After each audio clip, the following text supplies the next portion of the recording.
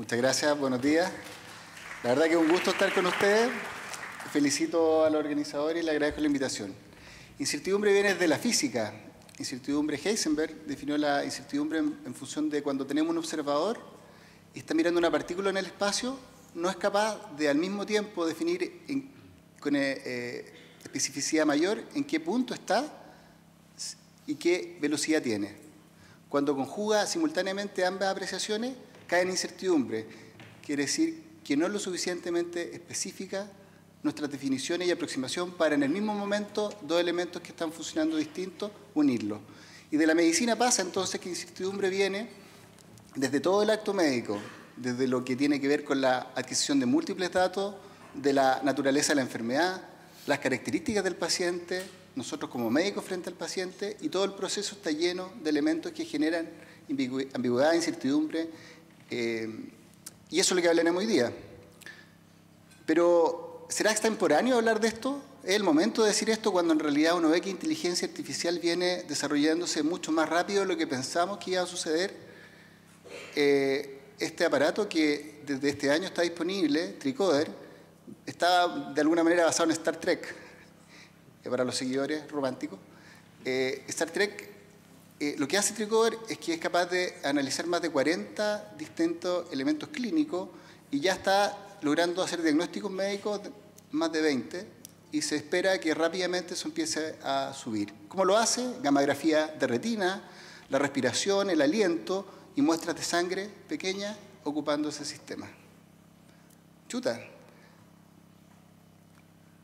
Pero tiene razón, parece esto. De hecho, esto es un artículo reciente que le llené los mails varias veces a los residentes con esto, porque parece ser efectivamente un tema importante, cómo manejar la incertidumbre, en qué situación estamos y si realmente estamos frente a una nueva revolución de la medicina.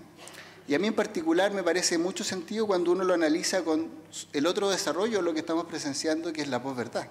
Que si bien viene del ámbito político, empezamos a construir realidades sin profundizar, sin mucho argumento sólido, que empezamos a difundir, viralizamos conceptos sin en realidad entenderlos, comprenderlos, sin abundar, y de repente el paciente ya tiene lo que en 3 minutos pensé que tenía. Y parece que no es tan así. ¿Pero esto no es nuevo? Parece que no. Desde principios del siglo XIX ya Osler nos planteaba como la medicina entre esta ciencia, la incertidumbre y la probabilidad. Y lo único que ha pasado es que es verdad que hay menos cosas que caen en incertidumbre porque hemos logrado desarrollar muchos aspectos de la medicina, pero es imposible todavía conectar la gran desarrollo y evolución de la ciencia respecto a cómo entender cómo esos elementos se interrelacionan entre sí. Y entonces el proceso diagnóstico siempre comienza con incertidumbre y lo sigue hasta el final. Y entonces tenemos un umbral diagnóstico donde los elementos que tiene el paciente, la historia, nos dan sentido hasta que planteamos una hipótesis y luego buscamos elementos, exámenes, etcétera, que nos permitan mejorar nuestra probabilidad diagnóstica sabiendo que nunca vamos a estar con certeza. Y hay distintos tipos de incertidumbre, por supuesto que la técnica. O sea, mientras más ignorantes somos, más bajo la incertidumbre vamos a estar. Y por lo tanto tenemos que tener conocimiento y esta instancia es importante, por lo menos para abordar ese elemento. Conceptual, nosotros sabemos conceptos abstractos, pero cuando lo aplicamos de manera particular al paciente, eso sin duda que cambia. Comunicacional, podemos saber todo lo que está publicado, pero si somos incapaces de comunicarnos con el paciente, de obtener una buena historia clínica, de sentir a través de él lo que está pasando y ver cómo va evolucionando y recibir esas señales del paciente, no vamos a lograr llegar a un buen diagnóstico. Por supuesto que hay aspectos éticos que de repente no son los mismos valores los que tiene el paciente, los que tengo yo, los que tiene la institución, y hay que saber comunicarse entre ellos. Y sistémico, bueno, muchas veces no tenemos ni la disponibilidad de exámenes, ni el recurso humano, y enfrentado a una situación particular, y por lo tanto podemos caer en dificultades diagnósticas. Entonces los enfermos viven procesos que se llaman enfermedad y que son complejos e impredecibles.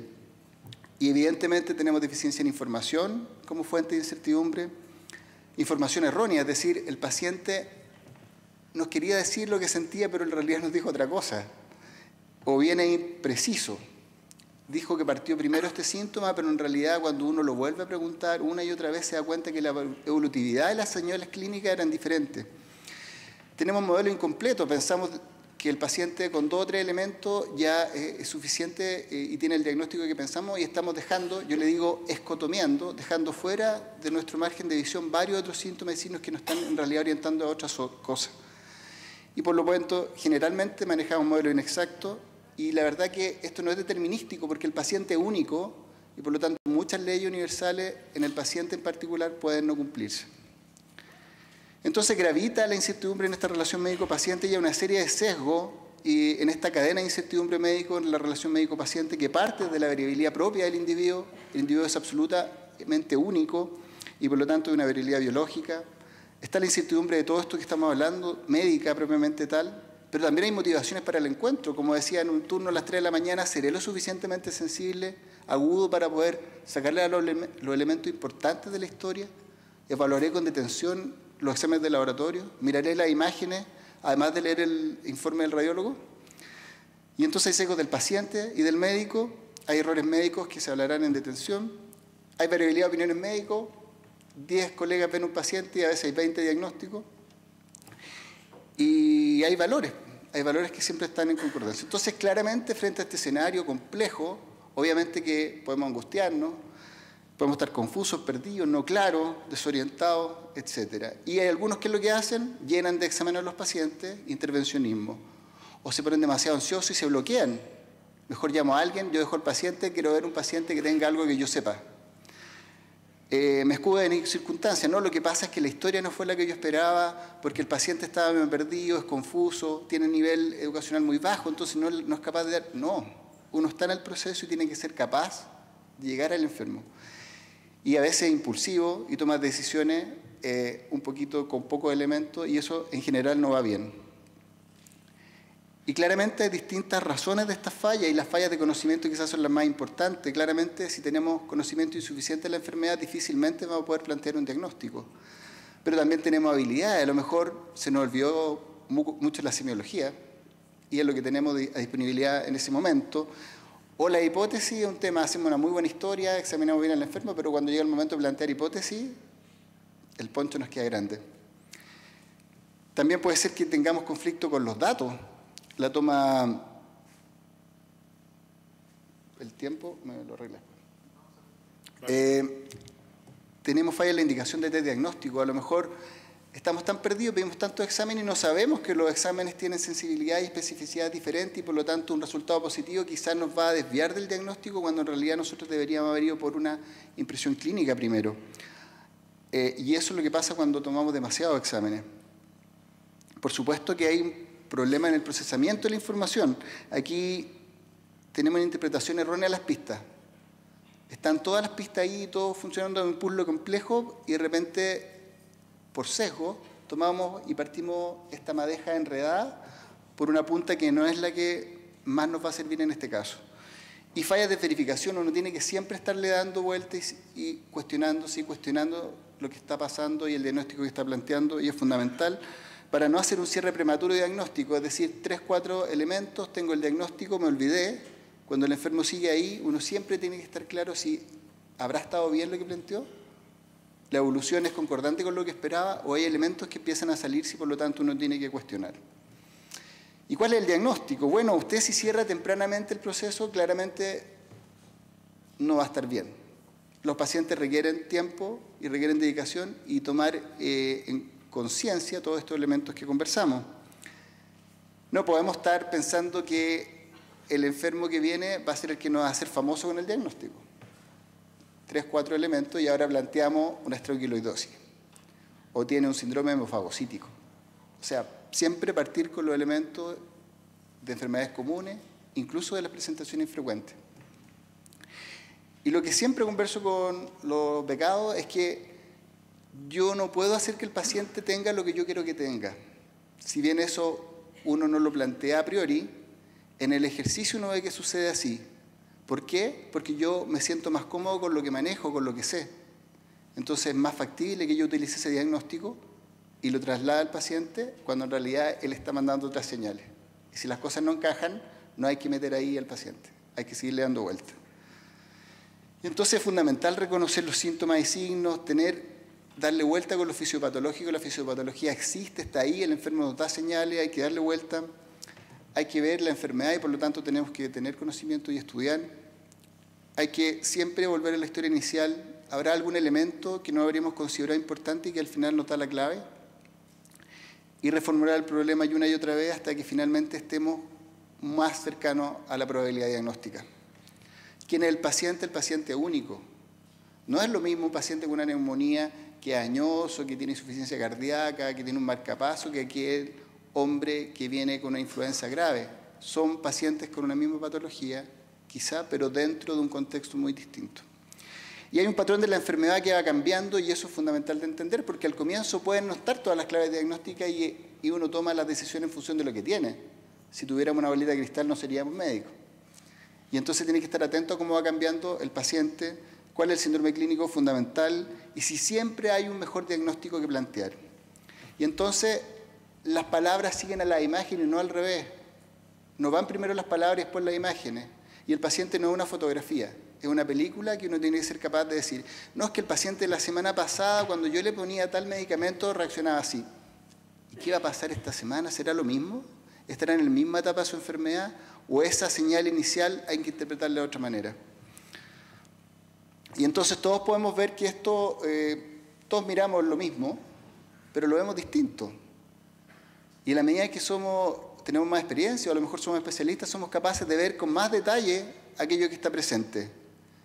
Pero está el gran riesgo de que yo también molesto mucho a los residentes, que no ven ni siquiera la punta del iceberg, sino que la parte donde se posa esas gaviotitas que van ahí pasándose.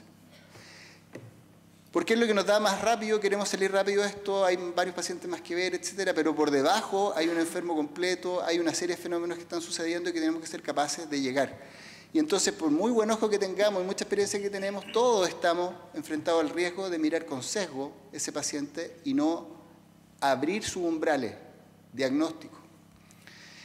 Y entonces, si somos muy especialistas y cada uno va a mirar lo que sabe mejor mirar, claramente todos mirarán cosas diferentes en el mismo paciente. Y algunos encontrarán en este elefante que parece una lanza si está tocando los cuernos, o bien una culebra, o un abanico si son una pared, etc. O sea, claramente uno tiene mucho sesgo y tiene que saber interpretar eso. ¿Y qué sugiero yo para enfrentar esto? Bueno, primero aceptar. Uno en el proceso diagnóstico está siempre bajo incertidumbre. Nunca tiene certeza y si cree que tiene certeza está equivocado. Tiene que tener una muy buena relación médico-paciente porque eso es lo que determina de qué manera vamos a poder avanzar en este proceso. Si el paciente puede llegar a comunicarse mejor, sin duda que nos va a ayudar también a ayudarle. Hay que involucrarlo, por lo tanto, hay que decirle que yo en esto no estoy tan claro. Hay que decirle que vamos a ir por este camino porque parece el más probable, pero que pudiera eventualmente cambiar esto. Hay que tratar de contenerlo, aunque él quiere que lo tratemos como amigo, lo entendamos como un amigo, pero que le hablemos como paciente. Y eso es una ambigüedad que también es compleja y que es parte de la incertidumbre. Y el paciente es único, hay que juntar la mejor evidencia externa, siempre checklist para diagnóstico, para que haya algo que no se nos esté pasando. Un buen manejo de ficha clínica es fundamental, porque a lo mejor nosotros no somos los que vamos a llegar a esa mejor aproximación diagnóstica y a lo mejor alguien que lee lo que estamos escribiendo o cómo lo ponemos probablemente nos ayude. Y siempre hay que reconocerse en esto porque uno tiene sentimientos que están en juego y la misma ansiedad, ambigüedad, el sentirse que, pucha, yo soy internista y estoy perdido, está en problema. Práctica reflexiva. Y entonces hay que tratar de ir de lo general a lo particular, nunca pensar en lo más extraño, sino en lo más frecuente, y también a veces escenarios de mayor riesgo. Si el paciente efectivamente, yo no creo que tenga algo que es más grave, pero en ese momento es importante descartarlo, bueno, a veces hay que tomarlo así, hay que saber que uno no sabe, y qué es lo que no sabe, no llegar y asociar síntomas como causales entre uno y otro, y eso. Y finalmente estar ojalá entre lo racional y lo no racional, porque efectivamente en la medida que nos conectamos con un ser humano y todo, tenemos que desarrollar elementos que no son racionales, pero no podemos estar metidos en la fe. Yo quiero que el paciente no esté grave y que tenga esta enfermedad, más bien hay que ocuparlo bien como intuición y confianza. Ustedes van a experimentar esto como residentes, esto está súper estudiado, hay mucha incertidumbre y si uno pasa por estos procesos logra llegar a clave. Y entonces, ¿qué esperamos? Que después de estar en esta zona de confort, donde los veo muy seguido quizá, pasen por zona de aprendizaje, se estresen, algunos lleguen al pánico, pero finalmente logren estar donde la magia ocurre, que es donde se le alegra cambiar la imagen. Esto es de la doctora Cerda. Creo que por el tiempo no alcanzo, se las vamos a mandar. Pero volviendo a la inteligencia artificial, la verdad que en la medida que sigamos desarrollando jamás vamos a poder llegar exclusivamente a depender de esto, y ya William Osler también lo decía, una característica angustiosa en la vida en la que estás a punto de entrar, y esa incertidumbre no pertenece solo a nuestra ciencia y arte, sino a las mismas esperanzas y miedos que nos hacen hombres. Al buscar la verdad absoluta buscamos lo inalcanzable y debemos contentarnos con encontrar solo porciones rotas. Gracias. Muchas gracias, doctor Cornejo.